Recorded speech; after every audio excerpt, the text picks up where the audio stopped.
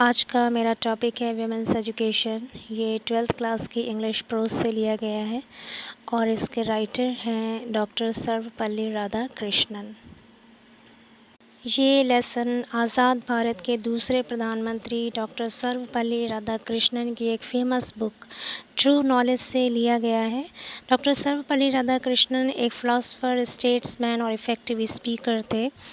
इसमें उन्होंने women's education यानी महिलाओं की शिक्षा के बारे में बात की है और वर्तमान शिक्षा से ऑथर लेखक सेटिस्फाइड नहीं है, संतुष्ट नहीं है, क्योंकि जो आज की शिक्षा है वो वाइड स्प्रेड यानी विस्तृत और गहरी नहीं है। और आजकल जो शिक्षा दी जाती है वो सिर्फ जीविका कमाने के लिए टेक्निकल स्किल और सांसारिक ज्ञान दिए पर ज़्यादा जोर देती है और ये मनुष्य को उच्च जीवन की तरफ नहीं ले जाती है। इसलिए उनके अनुसार जो प्रेजेंट एजुकेशन है वो ट्रू एजुकेशन बिल्कुल भी नहीं है, क्योंकि ट्रू एजुकेशन जो है वो मनुष्य के कंडक्ट को, उसके आचरण को बेहतर बनाती है और मनुष्य को सांसारिक चीज़ों से, फिज़िकल वर्ल्ड से स्पिरिचुअल वर्ल्ड की तरफ ले जाती है। और ऑथर हमें ये एडवाइस करते हैं कि हमें क्लासिक्स की स्टडी करना चाहिए, प्राचीन भाषा साहित्य का अध्ययन करना चाहिए, क्योंकि ये जो किताबें हैं वो ज्ञान का ख़जाना होते हैं। अब चैप्टर को हिंदी में समझते हैं। You are living in an age when there are great opportunities for women in social work, public life and administration. Writer कहते हैं you are living in an age, आप एक ऐसे युग में रह रहे हैं when there are great opportunities for women in social work, public life. social work means सामाजिक कार्य, public life means सार्वजनिक जीवन, administration means है प्रशासन, opportunities means है अवसर। जब महिलाओं के लिए, फॉर वीमेन महिलाओं के लिए अपॉर्चुनिटीज़ हैं, अवसर हैं, किसमें? सामाजिक कार्यों में, सार्वजनिक जीवन में और प्रशासन में। Society requires women of disciplined minds and restrained manners. Society means समाज, रिक्वायर्स मीन्स है यहाँ पे आवश्यकता होना, समाज को आवश्यकता है women of disciplined minds. Disciplined means होता है अनुशासित, यानी trained to obey the rules, यानी नियमों का पालन करने के लिए प्रशिक्षित होना।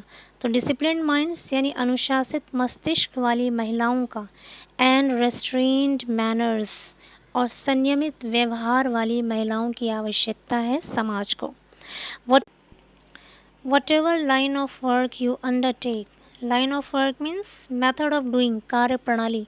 undertake means होता है संभालना या जिम्मेदारी लेना। whatever means जो कोई भी कार्य प्रणाली आप संभालते हैं या जिस भी कार्य प्रणाली की आप जिम्मेदारी लेते हैं, you should bring to it, आपको उसमें लगा देना चाहिए एन ऑनेस्ट, एक ईमानदार, डिसिप्लिन्ड माइंड, अनुशासित मस्तिष्क।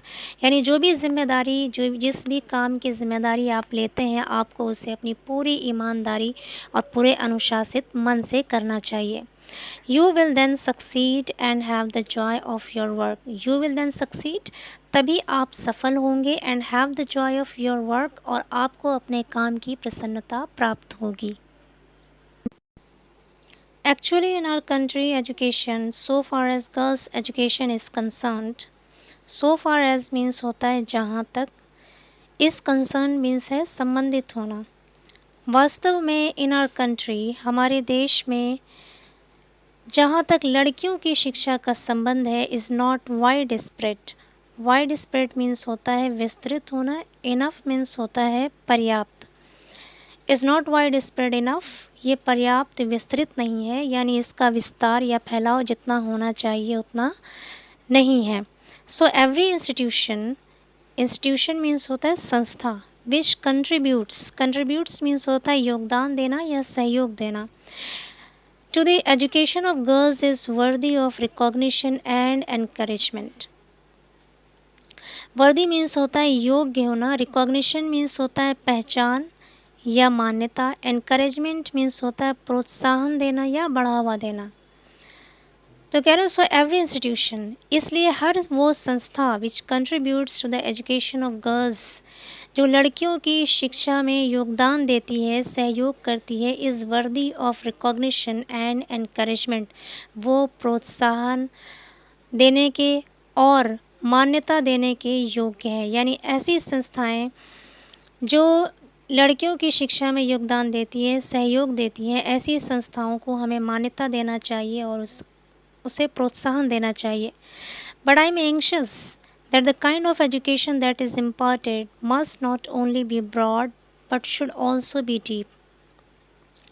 But I am anxious, लेकिन मैं चिंतित हूँ या उत्सुक हूँ that the kind of education, कि उस प्रकार की शिक्षा that is imparted, जो दी जाती है, must not only be broad, वो सिर्फ विस्तृत ही नहीं होना चाहिए, but should also be deep, बल्कि गहरी भी होनी चाहिए। डीप मीन्स है गहरा, लेकिन यहाँ पे इस गहराई का मतलब है जीवन के रहस्यों को जानना। तो लेखक कह रहे हैं कि हमें इस बात की चिंता है कि जिस प्रकार की शिक्षा दी जा रही है वो सिर्फ विस्तृत ही नहीं होना चाहिए, बल्कि वो गहरी भी होनी चाहिए, यानी उससे हमें जीवन के रहस्यों को जानने में मदद मिले, इस प्रकार की शिक्षा होना चाहिए। We are lacking in depth, हमारे अंदर गहराई की कमी है। डेप्थ मीन्स गहराई और लैक मीन्स कमी होना। We are lacking in depth, हमारे अंदर गहराई की कमी है, यानी हमारे अंदर जीवन के रहस्यों को जानने की क्षमता नहीं है। We may become learned, learn means होता है शिक्षित होना, हम शिक्षित हो सकते हैं, एंड स्किल्ड और कुशल हो सकते हैं, but if we do not have some kind of purpose in our life, लेकिन अगर हमारे जीवन में किसी प्रकार का उद्देश्य नहीं है, our lives themselves become blind, blundering and bitter, तो हमारा जीवन themselves खुद ब खुद, ब्लाइंड ब्लंडरिंग मीन्स होता है उद्देश्य रहित या अंधकार में, एंड बिटर मीन्स होता है दुख से भर जाना या कड़वा हो जाना। तो हमारा जीवन खुद ब खुद उद्देश्य रहित या अंधकार में और दुख से भर जाती है। गीता सेज, गीता में लिखा है व्यवस्यत्मिका बुद्धिर एकहा, ये एक संस्कृत श्लोक है और इसका मतलब है for a truly cultured mind. Cultured mind means सभ्य मन वाला है, सभ्य मस्तिष्क वाला, कि वास्तविक रूप से सभ्य मस्तिष्क वाला व्यक्ति में there is a single mindedness. Single mindedness means है बुद्धि की एकाग्रता, यानी ऐसे व्यक्ति में बुद्धि की एकाग्रता होती है, यानी वो फर्म डिसीजन ले सकता है, ठोस निर्णय ले सकता है। A dedication to a single purpose, single purpose और एक ही एकमात्र उद्देश्य के लिए उसका डेडिकेशन होता है, यानी अपने आप को सिर्फ एक ही उद्देश्य के लिए समर्पित कर देता है। फॉर द अनकल्चर्ड माइंड, और असभ्य मस्तिष्क वाले व्यक्ति, the whole life is scattered in many directions, बहुशाखा हिनांतश्च, और असभ्य मन वाले व्यक्ति के लिए द होल लाइफ, पूरी ज़िंदगी, इज़ स्कैटर्ड, बिखरी हुई होती है, इन मैनी डायरेक्शंस, अलग अलग बहुत सारी दिशाओं में।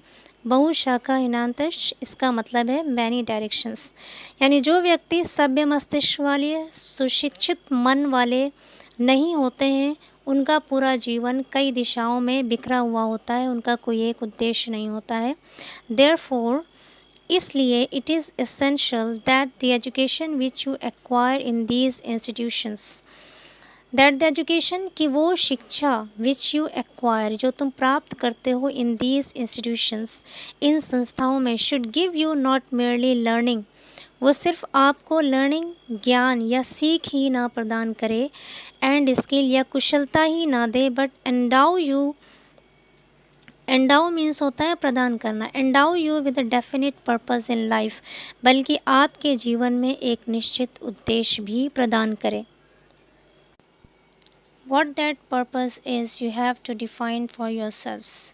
What that purpose is, वो उद्देश्य क्या है, you have to define for yourselves, जो आपको खुद परिभाषित करना है। It is said, कहा जाता है, that Vidya gives you Vivek, Vidya gives you Vivek, Vidya means शिक्षा, विवेक मीन्स बुद्धि। कहा जाता है कि शिक्षा आपको बुद्धि देती है। विमर्श रूपिणी विद्या gives you a sense of what is right and helps you to avoid what is wrong. विमर्श रूपिणी विद्या यानी विमर्श या विचार करने वाली शिक्षा गिव्स यू आपको देती है अ सेंस एक शिक्षा देती है ऑफ व्हाट इज़ राइट कि क्या सही है क्या उचित है and helps you to avoid what is wrong और जो गलत है व्हाट इज़ रॉन्ग जो गलत है उससे बचने में मदद करती है। यानी जो विमर्श रूपिणी विद्या है यानी ऐसी विद्या जो हमारे अंदर विचार करने की क्षमता उत्पन्न करे, ऐसी विद्या हमें ये ज्ञान देती है कि क्या चीज़ सही है और क्या गलत है। जो गलत होता है उससे बचने में हमारी मदद भी करती है। यू मस्ट ट्राई देयरफॉर इसलिए यू मस्ट ट्राई तुम्हें कोशिश करनी चाहिए टू फाइंड आउट ये ढूंढने की what is required of you in this generation. What is required of you, required means होता है आवश्यक ना, ऑफ यू यानी तुम्हारी कौन सी चीज़ की ज़रूरत है इन दिस जनरेशन इस पीढ़ी में। यानी इस पीढ़ी में आपसे ये पीढ़ी किस चीज़ की उम्मीद करती है किस चीज़ की आशा करती है ये आपके लिए जानना ज़रूरी है। A purpose which held good centuries ago एक उद्देश्य जो सेंचुरीज़ अगो यानी सदियों पहले हेल्ड गुड अच्छी हुआ करती थी यानी अच्छे रूप में निर्धारित किया गया था may not hold good today in view of the rapidly changing conditions of our country and of the world. May not hold good वो अच्छी नहीं हो सकती टुडे आज in view of the rapidly changing तेज़ी से बदलते हुए कंडीशन ऑफ आवर कंट्रीज़ हमारे देश के हालातों दशाओं एंड ऑफ द वर्ल्ड और संसार के यानी हमारे संसार के और हमारे देश के तेज़ी से बदलते हुए हालातों के दशाओं के विचार से आज वो अच्छी नहीं हो सकती, वो देश अच्छा नहीं हो सकता जो सदियों पहले अच्छा हुआ करता था। So the purpose which you adopt in your life इसलिए वो उद्देश्य विच यू अडॉप्ट जो तुम स्वीकार करते हो इन योर लाइफ अपने जीवन में मस्ट बी अडेप्टेड वो अनुकूलित होना चाहिए to the relevant needs of the present generation. Relevant means होता है विषय से जुड़ा हुआ, नीड्स मीन्स आवश्यकता, प्रेजेंट जनरेशन मीन्स वर्तमान पीढ़ी। तो कह रहे हैं कि जो उद्देश्य तुम अपने जीवन में स्वीकार करते हो वो कैसा होना चाहिए, वर्तमान पीढ़ी की विषय से जुड़ी आवश्यकताओं के अनुकूलित होना चाहिए। यानी हमें लाइफ में ऐसा पर्पस सेलेक्ट करना चाहिए, ऐसा उद्देश्य चुनना चाहिए जो प्रेजेंट जनरेशन की आवश्यकताओं को पूरा कर पाए। एवरी टाइम वी स्टार्ट जब भी हम शुरू करते हैं, हर समय जब हम शुरू करते हैं, we use our hymns. Hymns कहते हैं ईश्वर की प्रशंसा करने वाले गीत, स्तुति।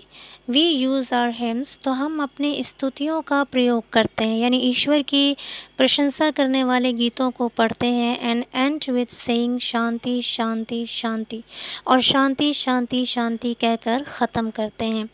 The teacher and the people's means होता है छात्र, आर एक्सपेक्टेड आशा की जाती है, टू अवॉइड बचने की, हेटिंग मीन्स होता है नफरत करना, ईच अदर मीन्स एक दूसरे से। The teacher and the pupils are expected अध्यापकों से और छात्रों से एक्सपेक्ट किया जाता है यानी आशा की जाती है to avoid hating each other कि वो एक दूसरे से घृणा करने से बचें। कंपैशन दया is the quality which is more characteristic of women than of man. दया वो क्वालिटी है, वो गुण है which is more characteristic of women than of man जो पुरुषों की अपेक्षा महिलाओं का सबसे बड़ा गुण है। I read recently a book, recently means होता है हाल ही में, which speaks about the decline of womanhood. मैंने हाल ही में एक किताब पढ़ा है विच स्पीक्स जो बताती है अबाउट द डिक्लाइन ऑफ वेमेनहुड स्त्रीत्व के विनाश के बारे में बताती है एंड सेज और कहती है that this is so because ऐसा इसलिए है there is a decline in compassion क्योंकि दया का विनाश हुआ है यानी दया में कमी आई है इसलिए स्त्रीत्व का भी विनाश हुआ है, स्त्रीत्व में भी कमी आई है। इन अदर वर्ड्स दूसरे शब्दों में the natural quality of women is compassion. Natural quality of women, महिलाओं के स्वाभाविक गुण, महिलाओं का स्वाभाविक गुण कंपैशन मीन्स दया है। If you do not have compassion, अगर तुम्हारे पास दया नहीं है, यू आर नॉट ह्यूमन, तो तुम मनुष्य नहीं हो।